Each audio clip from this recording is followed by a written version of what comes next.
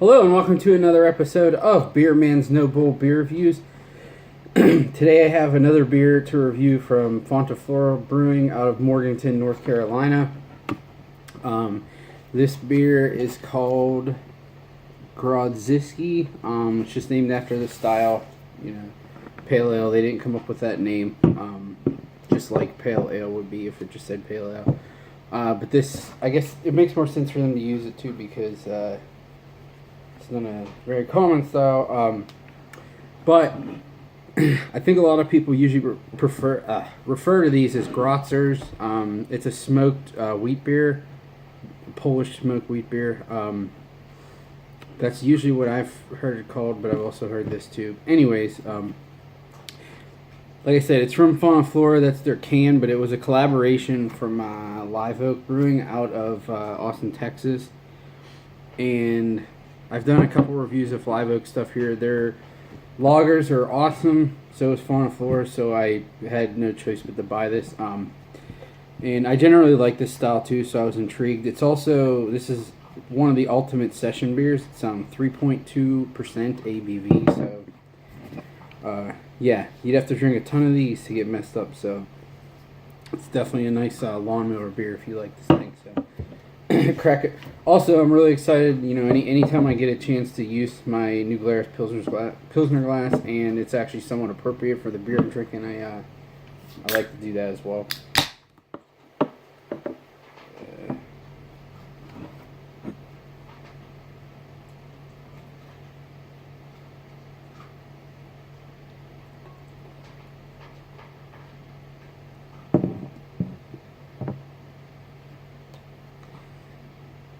Man, yeah.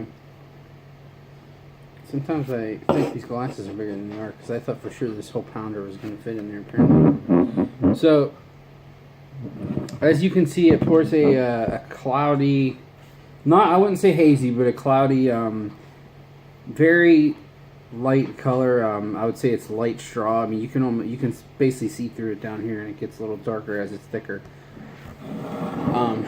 With about a one finger's worth of a white fluffy head that is not going anywhere. So I also forgot to mention the description on this. So I did say it's a smoked German wheat beer. Sorry, Polish. The difference between this one and most of them, though, is I think most of them are smoked with oak. This one is hickory smoked, so that's a little different take on it. I was also intrigued because Wolf Spit was hickory smoked, and that was awesome. So,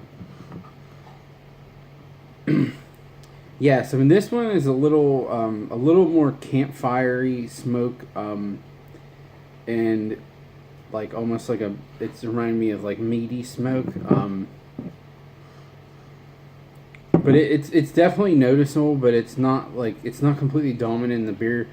You certainly get some grainy character out of it, some light pale grain, and also there's definitely some estery yeast character in it too.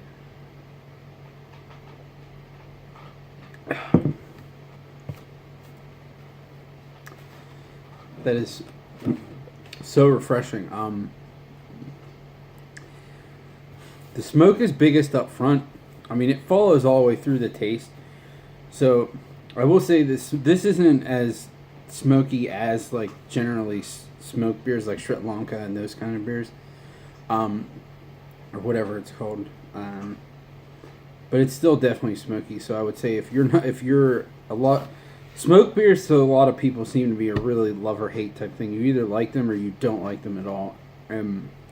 I love them, but I absolutely understand why people would not like them because it's a very distinct taste, and some people it's just weird to taste that. They're used to that. Some people don't like smoked foods either, so I get it.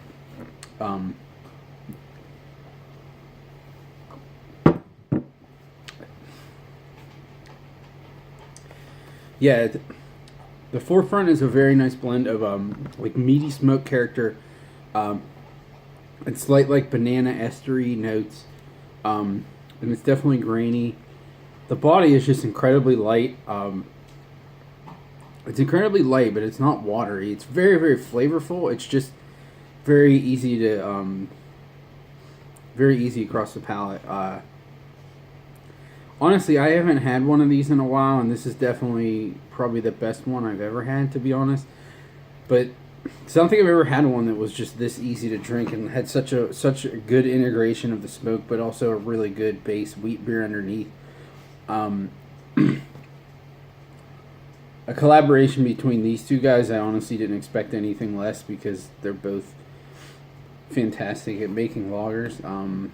Well, Fonta's great at everything. Live Oak pretty much, to my knowledge, only makes lagers, but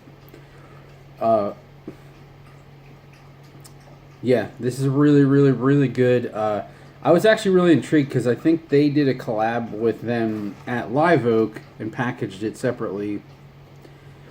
And there was actually people from Texas looking for this, which just, I don't know, it interested me a little bit. I know they weren't necessarily looking for it just because it's Fauna. I think they just wanted to compare the two. So now that wasn't too long ago I saw that. So now I might try to seek out the live oak version. Honestly, there's not too much to say beyond what I said because it is a really simple but awesome drinking beer. I think this was only like $12 a 4-pack, a pounder, so $3 a can. I mean, I know it's low ABV, but if you care about that at all, try to put that out of your memory or your thoughts and just think about the taste, and it's definitely worth that for sure. So, in my scale of buy, drink, dump, this is absolutely a buy. As far as I know and what I've seen, I don't think it's selling very well either. Not because it's a bad beer, but I think just because smoked beers are really polarizing, and also just wheat beers and something that's that low ABV. I mean, that's not necessarily. Some people just want the big flavorful things. Not that this isn't flavorful, but they think it's not. So it's definitely still attainable. I'm guessing they might even still have it at the brewery. I don't know.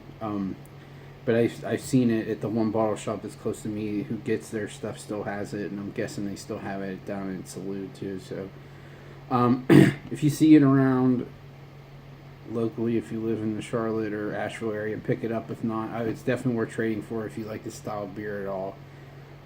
If you don't want to trade for this, trade for something crazier from this area and then ask for it as a throw-in or an extra. I'm sure someone will be glad to do it. So yeah, that's all I got in this guy. Please like, comment, subscribe. Let me know what you think, and I look forward to doing the next one. Thanks.